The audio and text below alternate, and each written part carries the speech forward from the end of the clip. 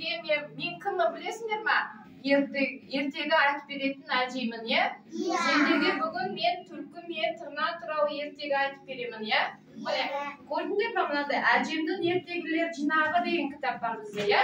Соның ішіне мен сендерге түлкі мен тырна деген ертегіні оқып беремін. Сендер тып-тыныш отырып мен тыңдаңдар, мақұл ма? Тырна мен түлкі жолдас болыпты.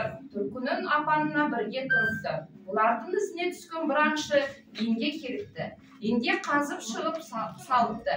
Шығып деген соң тырна түлкіге 60 амал түлкіде 62 амал адамда деші еді.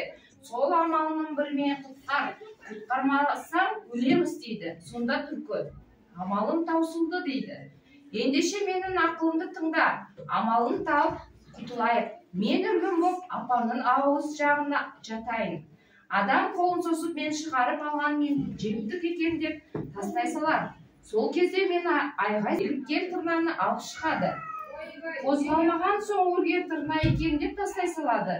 Аңшы қайтадан инге қолын соза берген кезде тырна айғай сап ұша жөнеледі. Адам қап деп жалт қараған кезде түлкі иннен шығып қашып кетеді. Осылайша тырна мен түлкі аңшыдан аман есен құтылыпты дейді. Естідіңдер ме? Не істепті ол? Тырна мен түлкі аңшыдан